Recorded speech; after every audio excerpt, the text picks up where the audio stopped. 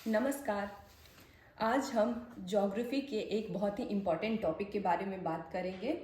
Geography में कुछ एक ऐसे टॉपिक्स हैं जिसको कि समझना बहुत ज़रूरी है और वो हर यूनिवर्सिटी एग्ज़ाम में भी पूछे जाते हैं और कॉम्पिटिटिव एग्ज़ाम में भी पूछे जाते हैं, जिसकी बेसिक अंडरस्टैंडिंग अगर आपके पास रहेगी तो आप कंट्रीज़ को, ओशंस को, कॉन्टिनेंट्स को बहुत ईजिली लोकेट कर सकते हैं और उसको याद भी रख सकते हैं।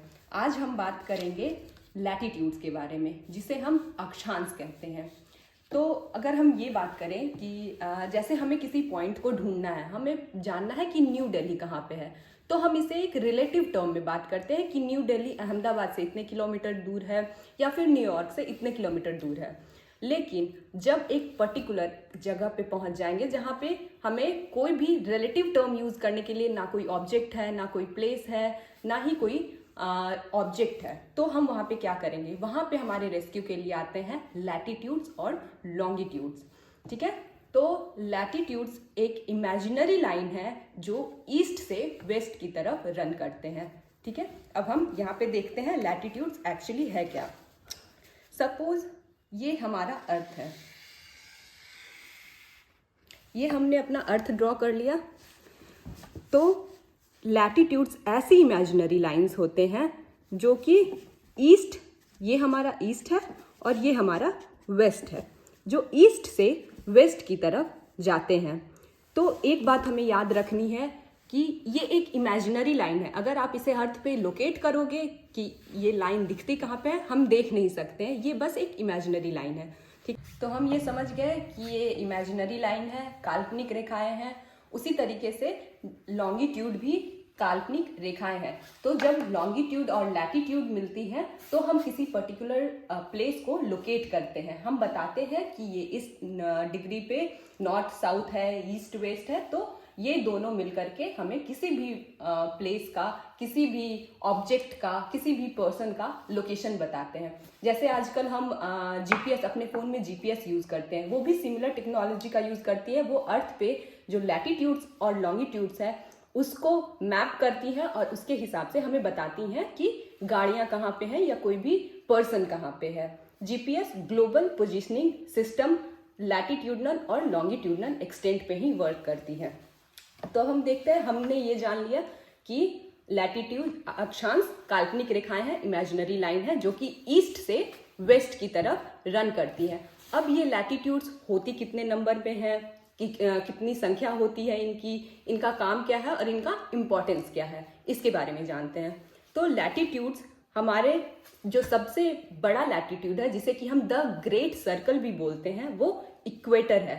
इक्वेटर 0 डिग्री लैटिट्यूड है। ये ना नॉर्थ में है ना साउथ में है, ये अर्थ के बिल्कुल सेंटर में है, जो कि अर्थ को 2 हेमिस्फेयर में डिवाइड करता है, नदर्न हेमिस्फेयर और सदर्न हेमिस्फेयर, उत्तरी गोलार्ध और दक्षिणी गोलार्ध। अब हम इसे अर्थ पे देखते हैं कि ये किस तरह की रेखाएं हैं। ये ईस्ट है हमारा और ये वेस्ट है। तो इक्वेटर जो होता है वो अर्थ के बिल्कुल सेंटर से जाता है और ये ऊपर नदर्न, ये नॉर्थ पोल हो गया और ये साउथ पोल हो गया। इनको 2 बराबर के हिस्सों में, 2 इक्वली पार्ट्स में डिवाइड करता है। ये नॉर्दर्न हेमिस्फेयर हो गया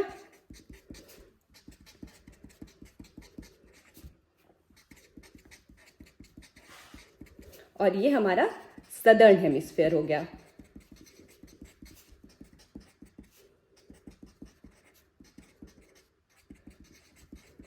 और ये इक्वेटर है, 0 डिग्री, 0 डिग्री जिसे कि हम इक्वेटर भी कहते हैं। अब हम इसे ग्रेट सर्कल क्यों कहते हैं, ये हम 2D में देख रहे हैं। जब हम 3D में अर्थ को देखेंगे, जैसे कि अगर हम ग्लोब लेते हैं तो उसमें हम जब इक्वेटर को ड्रॉ करेंगे तो वो देखेंगे एक बड़ी सी सर्कल बनाती है और वो सबसे बड़ी लैटिट्यूड्स में सबसे बड़ी सर्कल होती है, इसीलिए हम उसे द ग्रेट सर्कल बोलते हैं। और जैसे जैसे हम नॉर्थ की तरफ जाते हैं और साउथ की तरफ जाते हैं, वो सर्कल्स छोटी होती जाती हैं, वो लैटिट्यूडनल रेखाएं जो होती हैं, लाइंस जो होती हैं, वो छोटी होती चली जाती हैं। और लैटिट्यूड्स के बारे में जानने लायक कौन सी बात है, जैसे ही हम नॉर्थ की तरफ जाते हैं और साउथ की तरफ जाते हैं तो रेखाएं छोटी होती चली जाती है। ये भी हमने देखा। और ये नॉर्थ पोल जिसे कि 90 डिग्री नॉर्थ भी हम कहते हैं, और ये हमारा 90 डिग्री साउथ हो गया। उसी तरीके से हम साउथ की तरफ भी आएंगे तो हमारी रेखाएं छोटी होती चली जाती हैं। और जो लैटिट्यूड्स होते हैं वो हमेशा एक दूसरे के पैरेलल होते हैं, 90 डिग्री है, 45 डिग्री है, 30 डिग्री है, 0 डिग्री है, सारी लाइंस एक दूसरे के पैरेलल होंगी, वो कभी आपस में मिलेंगी नहीं।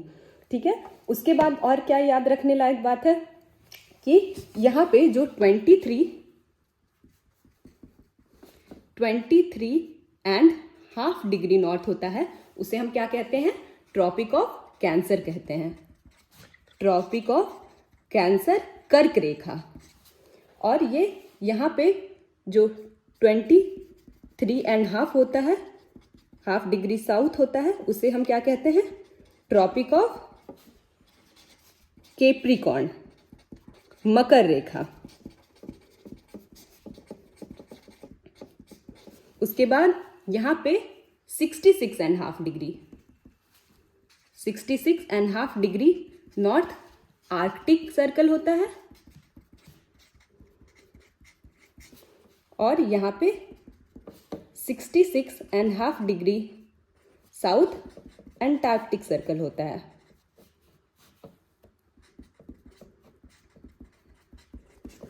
ठीक है, तो इसमें हमारे को इम्पॉर्टेंट लाइन कौन कौन सी है लैटिट्यूड्स याद करने के लिए, 0 degree, 23.5 degree north Tropic of Cancer, 66.5 degree north Arctic Circle, 90 degree north पोल।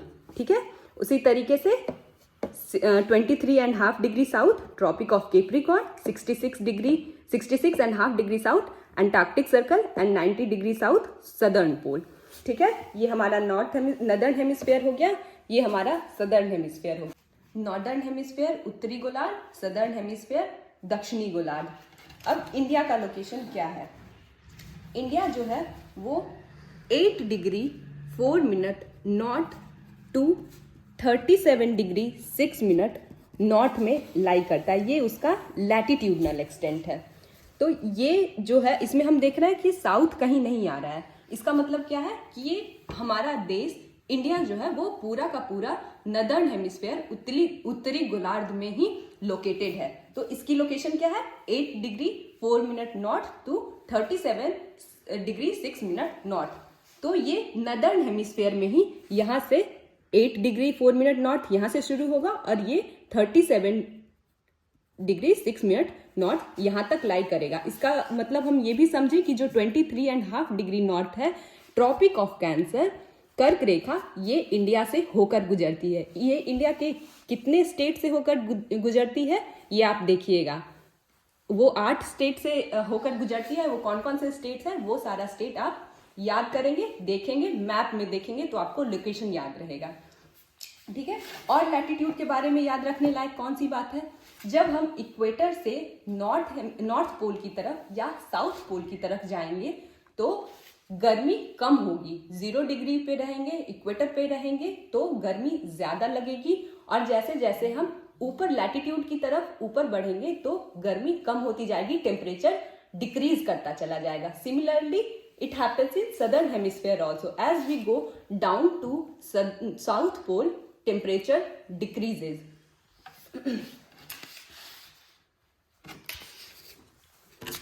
अब अर्थ को हम किन किन जोन में देखते हैं। जो जोन्स हमारे डिवाइडेड हैं वो भी लैटिट्यूड के बेसिस पे डिवाइडेड हैं।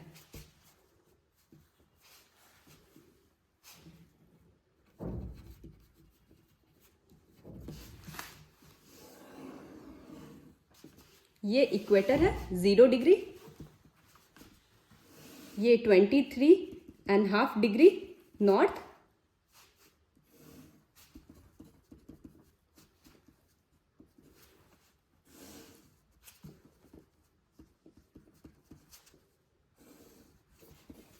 ये 66.5 डिग्री साउथ, ये साउथ पोल और ये नॉर्थ पोल। तो अब हम इसे 3 डिफरेंट जोन्स में, ब्रॉडली इसको 3 डिफरेंट जोन में हम डिवाइड करते हैं। इसके बाद इसका सब डिवीजन भी है जो कि हम आगे के वीडियोस में देखेंगे, एक्सप्लेनेशन में देखेंगे। तो 0 डिग्री से 23.5 डिग्री नॉर्थ जो होता है ये हमारा ट्रॉपिकल जोन होता है।